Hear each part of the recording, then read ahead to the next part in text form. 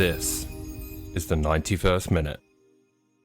All right, welcome to the 91st minute roundup. And as always, please hit that like, subscribe, follow, all that good stuff on all the socials, not just YouTube, Twitch, Twitter, X, Instagram. I don't know if Instagram I think is there, but yeah, anyway, you get the point. Please hit the follow button. Okay, the roundup today.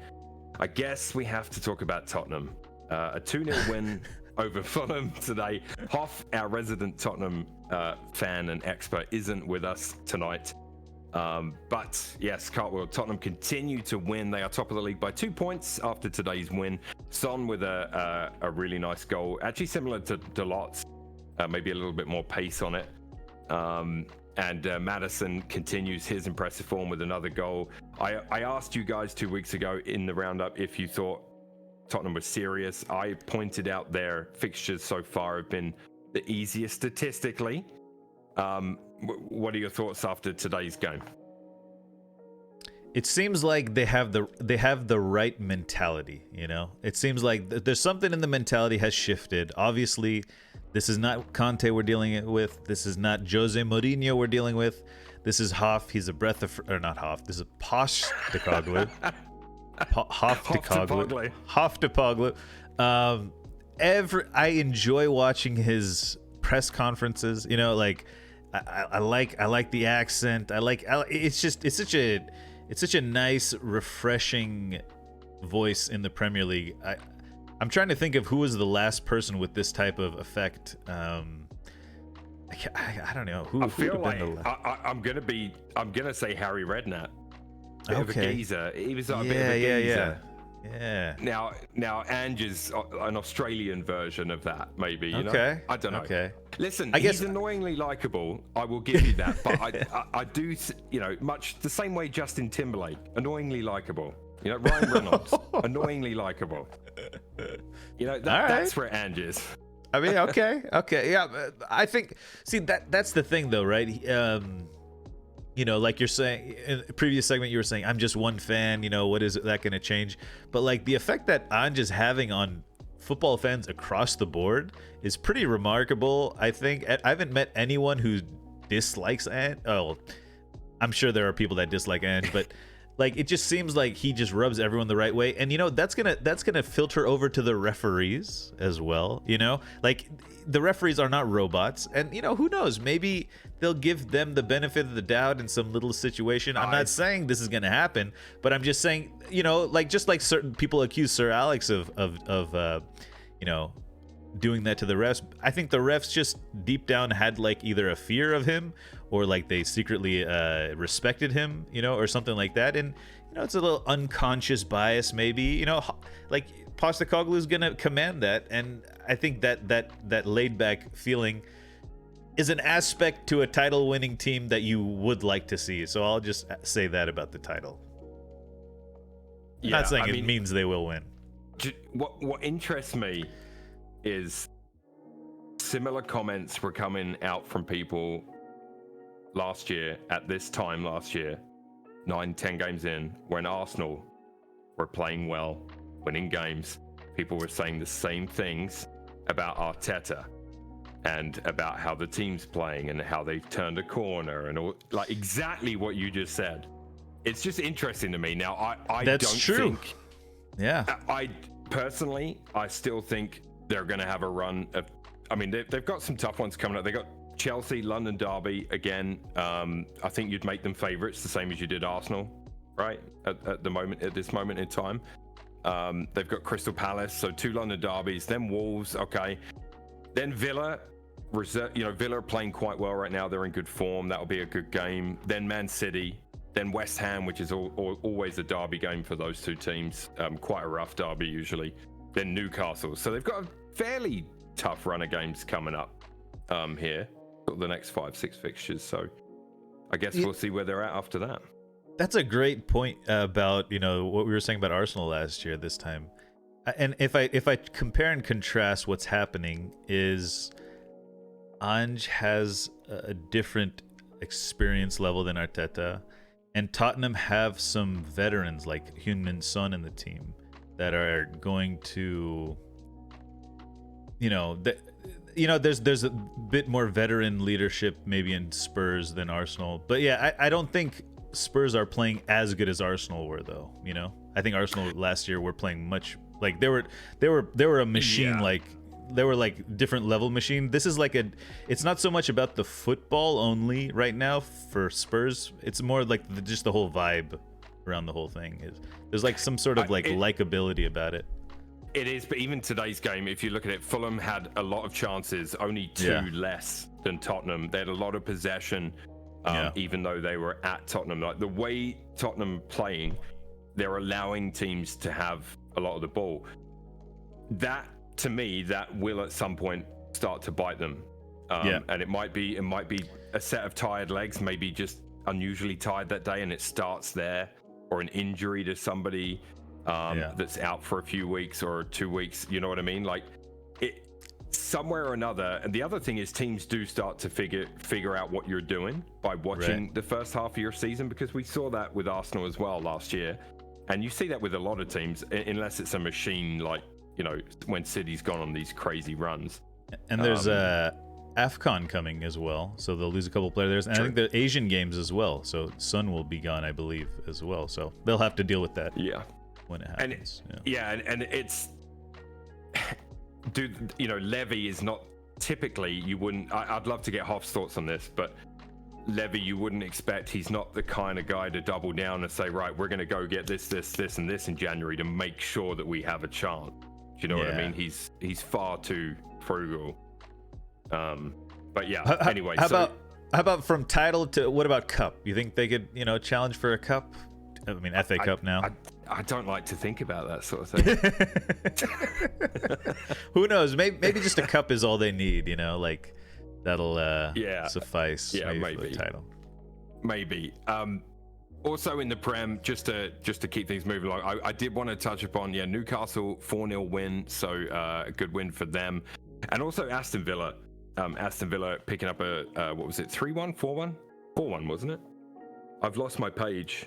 They scored 4, I don't know if the other It was 4-1 against West Ham, right? Yeah, it was 4-1. 4-1 for Villa, so Villa also, playing very well. So the Premier League, 9 games in, it's pretty tight from, honestly, even United, right now, you are 5 points off the top 4. It's 9 games in, it's so... and it's not as bad as, that's not as bad as it seems. It really isn't, and again, I think it's a big thing. Like for some reason this weekend I had this, not epiphany, but I was staring at the table and I'm like, why? Like we're 9 games in, it's nothing. Yeah. Anyway, this entire show should be called 9 games in, because that's what it is. On Newcastle, did you see that there was a Twitter clip going around of them comparing Anthony Gordon to Neymar? And how a lot of his movements look very much like Neymar's movements when Neymar was at Barcelona in his first year, other than obviously his like ball control flair aspect. Right. But like his cuts, his passes, his running style, it all looks very Neymar-esque, which is really interesting if you watch it. Obviously, you have to kind of like put on your non-race goggles or whatever they're called. Non-racing goggles, let's call them those, and see it. But it's kind of funny to think about. And I didn't really rate Anthony Gordon until and when there's comparisons like that made, then you're like, ooh, what kind of player do we have here? Like I don't know. Giving it, I don't know. I'm interested in what Anthony Gordon does. I wasn't really that keen on him. I gave him Player of the Week. I think was it week 2, something like that. Yeah. Palace or something. I can't remember. Yeah, he's definitely capable of some good things. So he's one to watch for sure. And I think Newcastle, it's a big season for them, and they're right in the mix. They're 2 points behind us. So in Champions League they're doing well too. So they are, and we will talk a little UCL in a minute. Oh yeah, okay. You mentioned Neymar, so we might as well get to that now. I had Neymar ACL injury. Is that it for Neymar? Like, do you think that's the career ender? It might be. There was a lot of talk about young players and how many minutes they're playing, And the big statistic, I mean, they were talking about Neymar as well, how he's a child star, right? He's like a Michael Jackson of football or something. They were talking about how Jude Bellingham has already played as many minutes as a 24 or 26-year-old Paul Scholes league minutes, and Neymar probably played similar, maybe not as much as Bellingham, but probably played a lot of minutes, because he was like 17 in the Santos team in Brazil, and he just played throughout that Olympics, world, under 20 World Cups, I think he played. He's just playing all these competitions through Barcelona, and now maybe we're seeing the effects of that, and but yeah, I don't know. He's a very it's conflicting figure. I have a friend in the racing community, Tiago. He's not a Neymar fan, never has been. I don't know. He's Brazilian. He's Brazilian, or yes. Yeah. Okay. Yeah, and he was saying, and it could be, I don't know. Maybe it's because Tiago is from Sao Paulo. Maybe that's part of it. I don't know, but he definitely, it seems like Neymar's a very conflicting character in Brazil. I mean, like, I don't think. I felt it. Do you know where I put Neymar? For me, he's Arjen Robben level. Right? Whoa. So, Robben, very good player, so skillful, absolute baller on his day, but the play acting and all that shit, it takes away from the player for me. Like, I don't look at those players the same as I do. And listen, all players, I'm not saying Messi or Ronaldo or Thierry Henry or whoever you want to throw at me. I'm not saying they've never gone down holding their ankle and they weren't as hurt as they claim to be. I'm not suggesting that's never happened. You know what I'm talking about. It's the over theatrical, dramatic rolling around and just over the top. Yeah. I don't respect that from a player. So for me, it takes away from your overall body of work. That's only my take. That's obviously I'm not asking anyone to agree with that, but that's just how I am. And for me, Neymar never really became what he probably could have.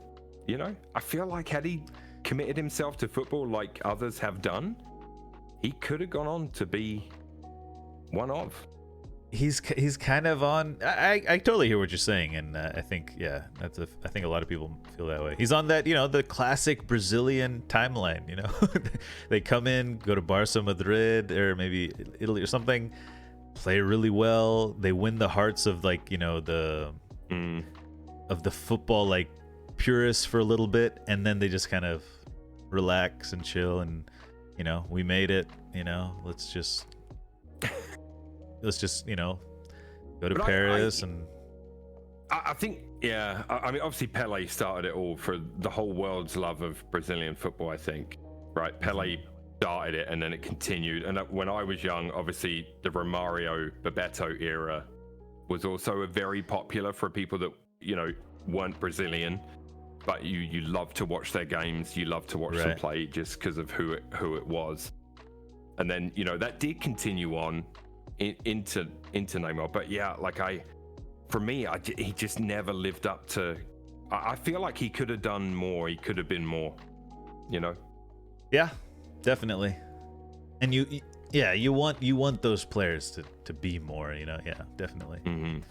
I wonder if this is it for his. How old is he now? Is he 30 yet? 31, I think. 31, yeah. So 31. ACL, 18 months recovery, maybe? No, maybe a bit less. I don't know. Probably less, but he's also playing at Saudi League. It just seems like he's not really too. How committed is he? Yeah. Yeah.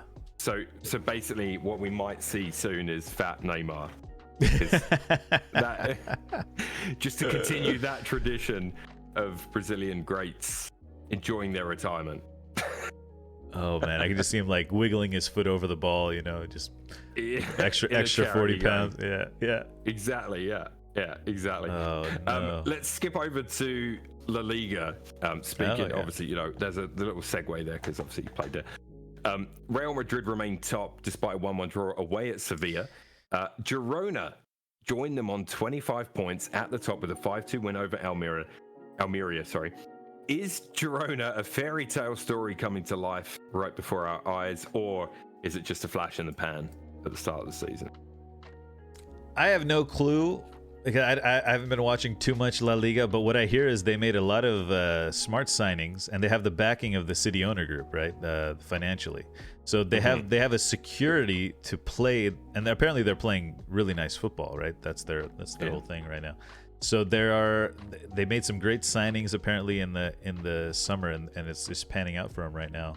I don't know how long they can keep it up though. It'll be interesting. I don't know. Yeah. Did you see Sergio Ramos grab Rudiger's cheeks? I did not. It was in their game. Sergio Ramos like saved a goal line clearance, and there was a lot of back and forth between Ramos playing against his old team, right, Madrid, and Sergio Ramos like grabbed Rudiger's cheek like a baby, like he kind of grab it and kind of wiggle it. Yeah. Pretty funny stuff. What was what did he do it for though? I don't know. They were, they just kind of get into like, a scram, like a kind of huddle, okay. all the players, and then there's kind of, and Rudiger is just a crazy guy. I love Rudiger. We used to do that at school. We used to say gimmies. Yeah. Yeah. I don't know why. It's weird.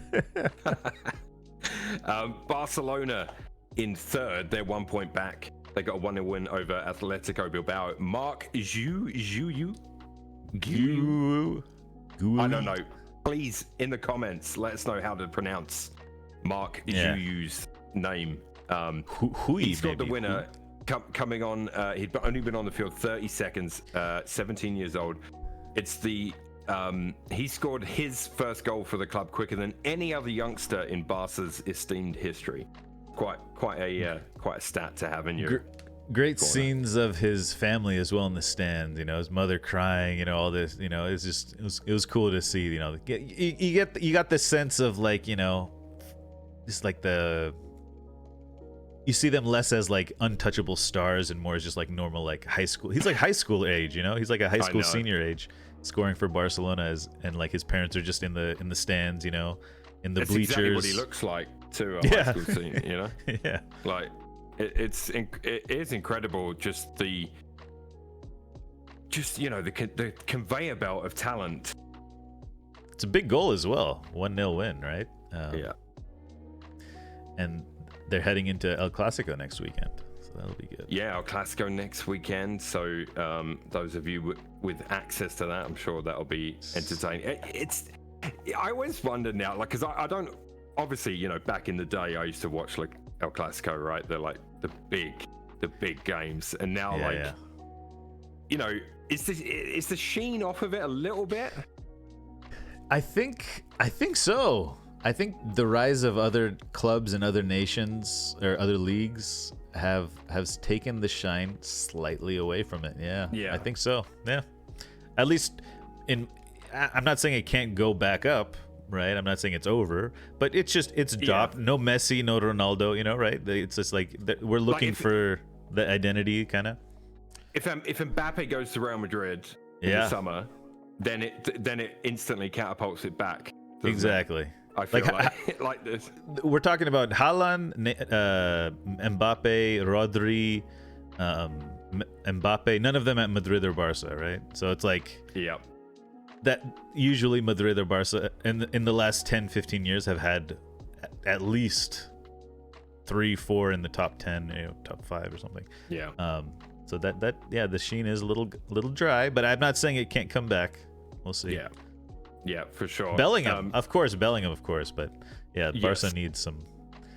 But I feel like the Bellingham story is growing worldwide, but he's not like a household name yet, Yeah, and he's not like a Messi or Ronaldo, right? He's more like because he's not that player. He's a more midfield, right? And we're seeing how to kind of being a great midfielder won't won't make you a household name, right? You have to be an attacker. You have to be scoring goals, making assists, dribbling, and I think Bellingham's a good-looking guy. He's marketable, all that stuff. So that'll add to it as he's marketed. to people, but Yeah. you know, I mean, it's listen, not- scoring goals on the regular for Real Madrid is not going to hurt your marketing, that's for sure. but he has like a attrition about him, right? He's just like he bumbles in and gets in and scores, right? Or it's like he picks up a deflection here and there. It's like he's doing things like I don't know. It's like you're playing on the park and you just get to you have that player that just does whatever he wants. Like that's what Bellingham's doing. But Yeah, exactly. Yeah. Bellingham's nice. All right, jumping over to Serie A real quick, brief look. Inter Milan continue to lead Serie A, 3-0 win this week over Torino. Lautaro Martinez scoring yet again. Is Lautaro now becoming a player that bigger clubs, quote unquote, that's not to take away from Inter, will come in for this year? We've heard rumors before, it never really materialized. And then he became kind of for some reason, it seemed like he was a bit of a meme player. Because of his form for Argentina is so poor. Yeah. I think that's where. Yeah. So like now he's really informed this year. He didn't have a bad year last year. Is Lautaro becoming a viable option? Because there are a few clubs going to be looking for a new center forward in the next 12 months. It feels like he is a viable option year after year almost, but he just stays at Inter. You know, he just doesn't end up leaving. It feels like. I agree with there's a big comment in chat like Inter is a big club, and I was worried about saying that because I do think Inter's a big club. You prefaced it, yeah. You prefaced it. But you know what I'm saying, right? I'm yeah, talking, no. There are clubs that are going to have a hole at centre forward. Arsenal is going to be one of them fairly soon. You know, Real Madrid right now, the whole Mbappe saga. I'm not suggesting they're going to go in for Lautaro, but if he continues to bang goals in week after week after week, other clubs will take notice, right? Yeah.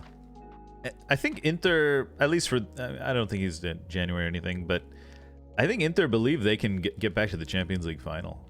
You know, I think they have that belief about him. I don't know. Yeah, yeah. I think those are Arsenal. You know, who knows? Chelsea. You know, Madrid. Yeah, I don't know. There's options. For some reason, it feels like he's not going to leave, though. You know, it just feels like that. Yeah. Hey man, maybe because he hasn't left, and you know. I'm sure living in Milan is not a bad life, dude. Right. Being a hit, you know, being one of the best players in the league, at least goal scoring wise at the moment, and you know what I mean. I'm sure his life's pretty cool. So yeah. I mean, he might not be in a rush to leave, but I just thought it was interesting because there's been rumors before, kind of when he first broke onto the scene, and then it kind of went away, and like I say, became a bit of a meme a little bit. Felt like there was a bit of a meme. He definitely was a meme at one point. Yeah.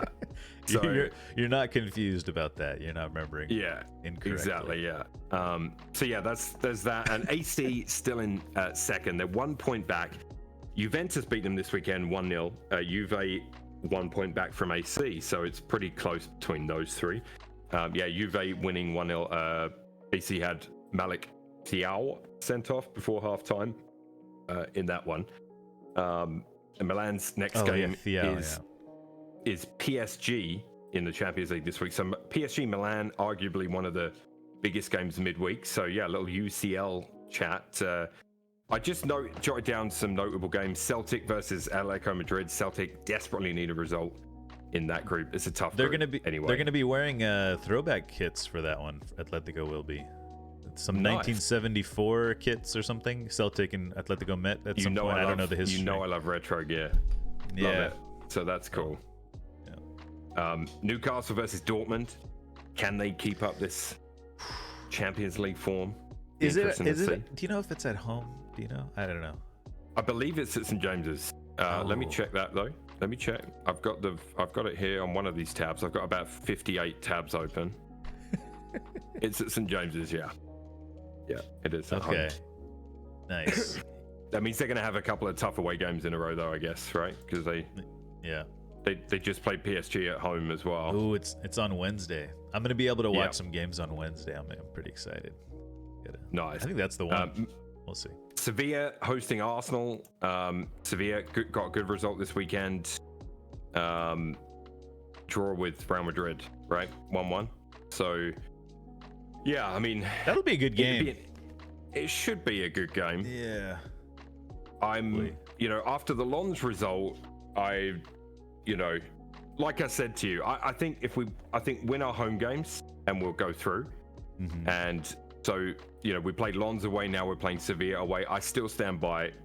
The focus needs to be, don't worry too much if we don't get a result on the road here. Win our home games, 9 points will be enough.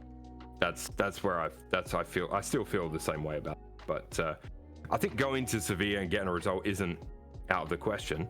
No, it'll be tough. Yeah. It'll be a tough match. It will be tough. Yeah. United, obviously Copenhagen, we touched upon that earlier. Also in that group, Galatasaray versus Bayern Munich. So after having seen Galatasaray and Bayern play, who's your money on in that one? Bayern have 14 outfield players fit. That's it right now. They've a lot of injuries. I think Goretzka got a wrist injury. He's going to miss a couple games. After seeing both of them, I still think Bayern have enough, right? They have that attacking, right? I mentioned in the United segment, we don't have the attacking mechanism really figured out. They got Sané, they got Gnabry, and they get them the ball. They have Kane in dangerous position, Musiala, Tel. They'll create enough chances, I think, to defeat Galatasaray. I don't know what the better result for us is. I would like to think Bayern losing would be better for us, but it might not be because Galatasaray might. I don't know. Who's your money on in the other game in that group? Man United or Copenhagen?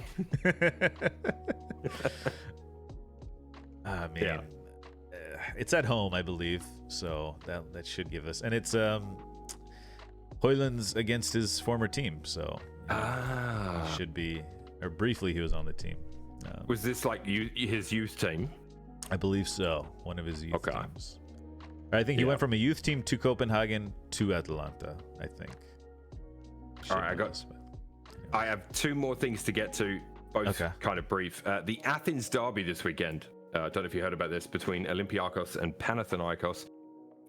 This was yesterday, was abandoned in the 50th minute after a player was struck by a firecracker. This is and has been an issue in various countries. I'm pretty sure fireworks of any kind were banned in England a long, long time ago, like decades ago, as far as sporting events go. I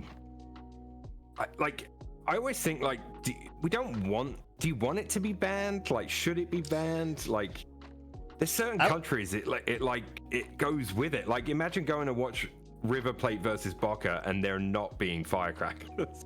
Right, like I like the smoke grenades and the flares, right? Yeah. I like that stuff. Firecracker on the field, I don't know. Yeah. I was watching a clip of Luis Figo when he went back to Barcelona in Madrid, playing for Madrid, and there was just tons of crap on the field, just like tons. They were throwing at him. It's pretty common in games in Mexico, like the toilet paper at the corner flag, Yeah. That was a big one. Like stuff like that is just annoying, like because that's just. If flares happen in England, I'm pretty sure they're smuggled in. Do you know what I mean? Like, it's not whereas I feel like some places in the world, it's just, no one's getting their bag searched on their way in, so it is what it is, a free-for-all. Yeah. I don't know. But, I think, leave the field out of it, leave the players out of it. Maybe leave, I don't know, it's a slippery slope there. Then the fans go at each other, I don't know. But which they did. They actually had a game between those sides abandoned a couple of years ago because fans clashed with each other and riot police. That's a spicy Athens derby. It might be worth a watch, Yeah, that's true. And then to finish the roundup this week, on a sad note, sad week for football community. Legend of the game, Bobby Charlton, passed away. A legend for Man United and England, obviously part of the famous 1966 World Cup winning team. Tributes pouring in from around the footballing world, which was nice to see.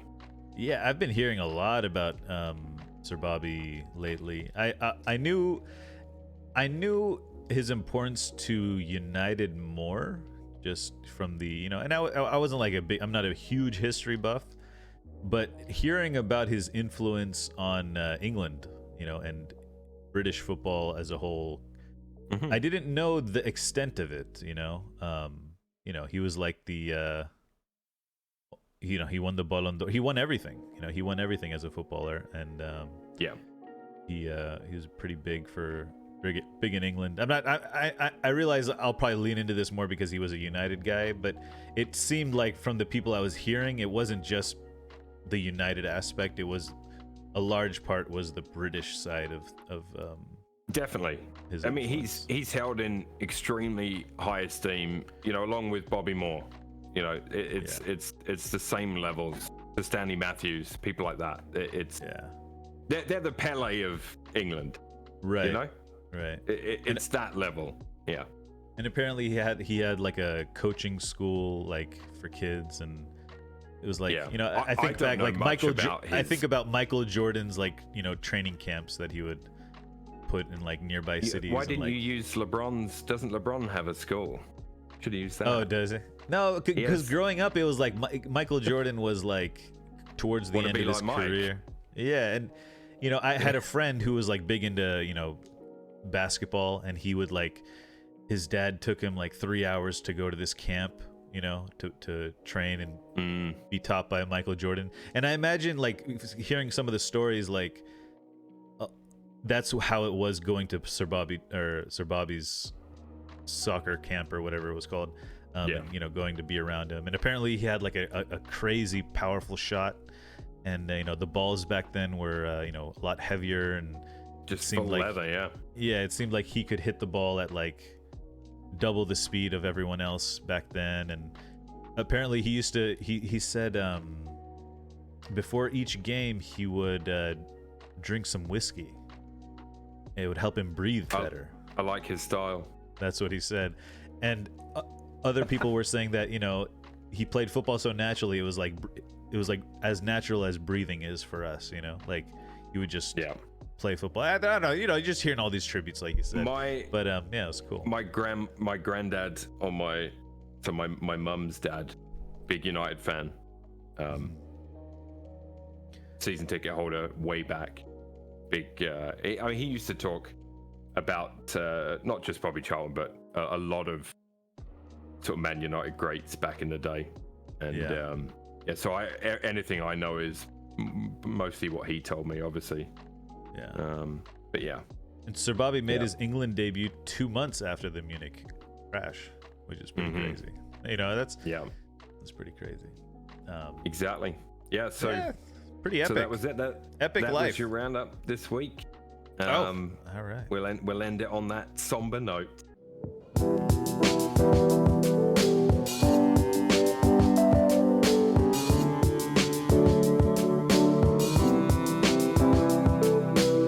Hey there, hope you enjoyed that video. If you did, consider subscribing to the 91st Minute here on YouTube. Also, feel free to use the links in the description to follow us on all social media platforms.